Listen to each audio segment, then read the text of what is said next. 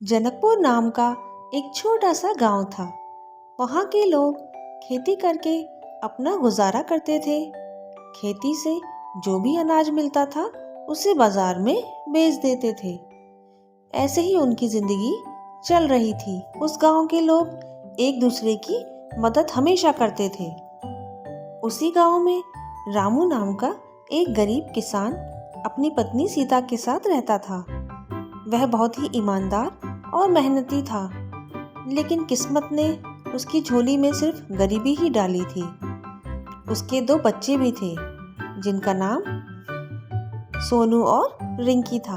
वे गांव के बाकी बच्चों के साथ भी खेला करते थे। रामू दिन भर मेहनत से अपने खेत में काम करता था ताकि उसकी फसल बहुत अच्छी हो। रामू को हर बार यही चिंता रहती थी कि पता नहीं उसकी फसल कैसी होगी, और उसकी पत्नी हर बार उसे यही समझाती थी कि तुम परेशान मत हो, इस बार हमारी फसल बहुत अच्छी होगी। तुम निराश मत हो, भगवान पर भरोसा रखो, एक न एक दिन हमारी फसल बहुत अच्छी होगी। हमारे पास भी वो सब कुछ होगा जो हम चाहते हैं, तुम बिल्कुल निराश मत हो। रामू के बच्चे अपने माता पिता से अपने लिए तरह तरह के खिलौने मांगते थे। तब सीता उन्हें हमेशा यही समझाती थी, बच्चों, हमारे घर की हालत ऐसी नहीं है कि हम ये सब खरीद सकें, इसलिए अपने पिता को परेशान मत करो। उसी राज्य में राजा विक्रम का शासन था। राजा बहुत ही लालची और क्रूर था। उसे अपनी प्रजा के दुखों से कोई फर्क नहीं पड़ता था। एक दिन उसने अपने दरबारी को आदेश दिया, मेरे खजाने में इस साल सोने की मात्रा कम हो गई है, इस बार कर बढ़ाया जाएगा। हर किसान को अपनी फसल का आधा हिस्सा खजाने में जमा करना होगा। जाके सारी प्रजा को बता दो। दरबारी ने हाथ जोड़ते हुए महाराज से प्रार्थना करी, लेकिन महाराज, इससे प्रजा बहुत परेशान हो जाएगी। लेकिन राजा ने कहा, मुझे परवाह नहीं, आदेश का पालन हो, जो नहीं मानेगा दरबारी सजा मिलेगी। रामू के घर जाकर बोला, रामू, राजा का आदेश है कि इस साल तुम्हें अपनी फसल का आधा हिस्सा खजाने में जमा करना होगा। रामू ये सब सुनते ही घबरा गया। वह हाथ जोड़कर बोला, लेकिन मेरी फसल तो पहले से ही बहुत कम है। अगर मैंने आधी फसल दे दी तो मेरा परिवार तो भूखा ही मर जाएगा। मैं खजाने में जमा करने के लिए इतना पैसा कहाँ से लाऊंगा? मेरी तो हर साल फसल भी अच्छी नहीं होती। फिर दरबारी बोला, हमें इससे कोई फर्क नहीं पड़ता। कल तक फसल खजाने में जमा कर दो, वरना तुम्हें जेल में डाल दिया जाएगा। रामू बहुत ही निराश हो जाता है।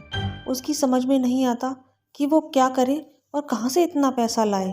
रामू और उसकी पत्नी बहुत ही परेशान हो जाते हैं। रामू बहुत ही दुखी स्वर में कहता है, हे भगवान, कब तक यूं ही मेहनत करता रहूंगा?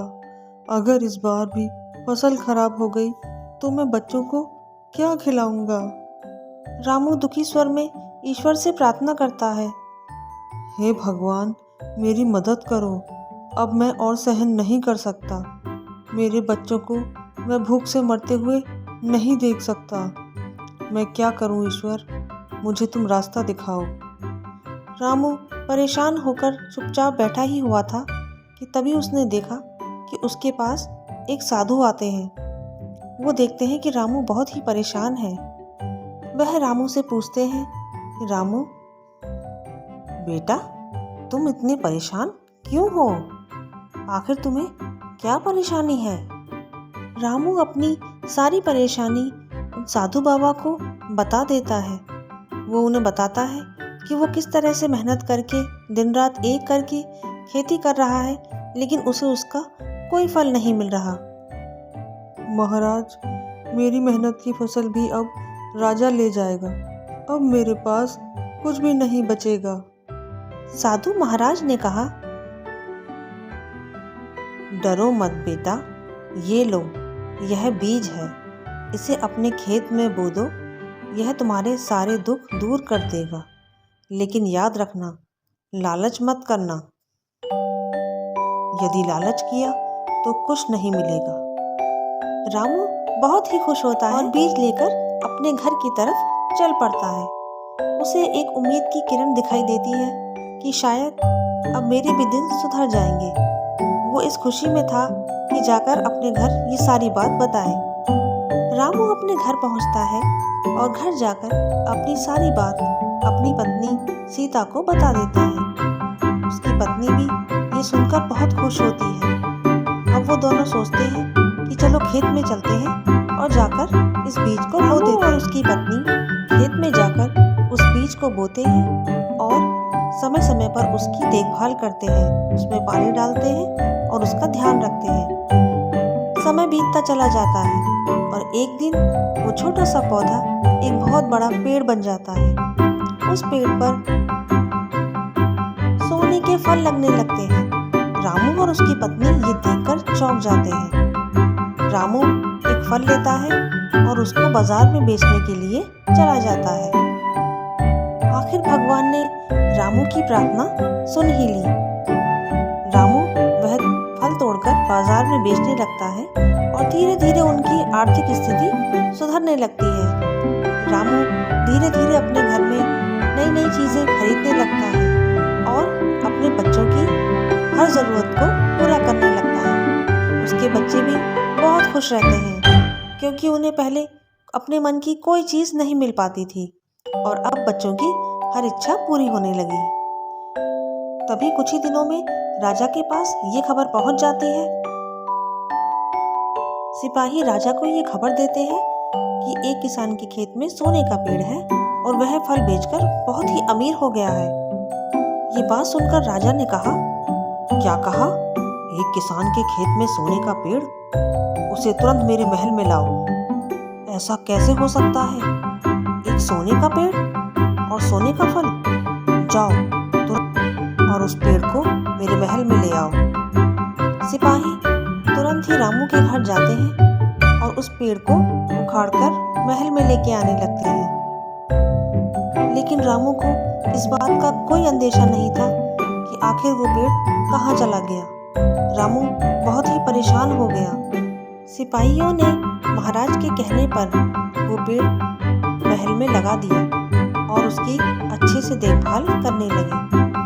सिपाही बोला, हमने ये पेड़ यहाँ लगा तो दिया, पर क्या ये यहाँ पे फल देगा?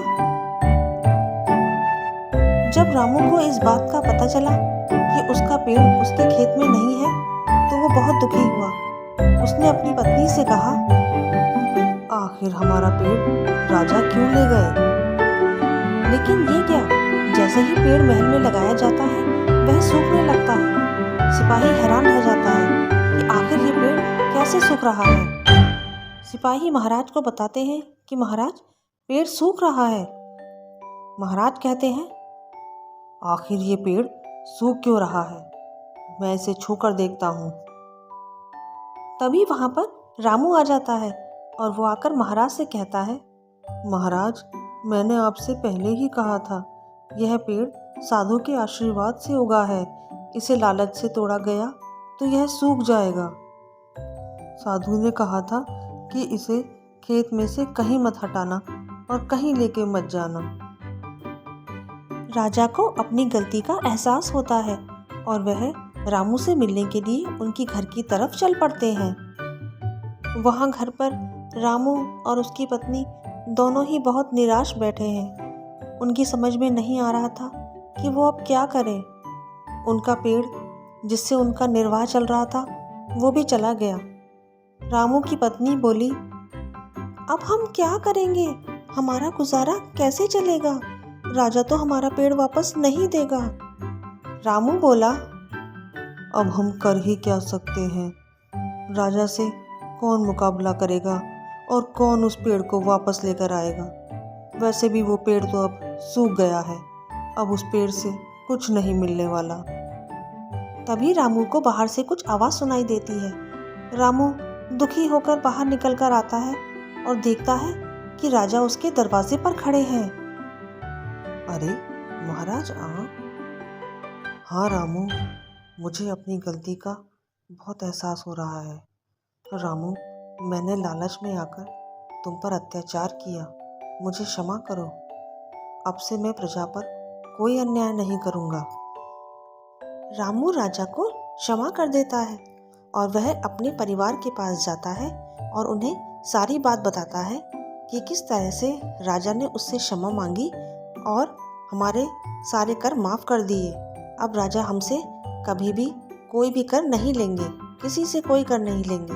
अब हम हंसी खुशी रह सकते हैं। रामू की पत्नी कहती है, हाँ, हमेशा ईमानदारी से ही रहना चाहिए। ईमानदारी की मेहनत कभी भी बेकार नहीं जाती है। पूरे गांव में फिर से खुशियां आ गई। राजा ने राज्य से सभी अतिरिक्त कर को हटा दिया। प्रजा खुश हो जाती है। राजा आदेश देते हैं कि कोई किसी भी नागरिक से कोई भी कर नहीं लिया जाएगा। इस कहानी से हमें ये सीख मिलती है कि लालच का अंत हमेशा बुरा होता है। ईमानदारी और परिश्रमी से ही जीवन में खुशी मिलती है। अगर आपको ये कहानी पसंद आई हो तो हमारे चैनल को लाइक और सब्सक्राइब करना ना भूलें। अब मिलते हैं अगली कहानी में।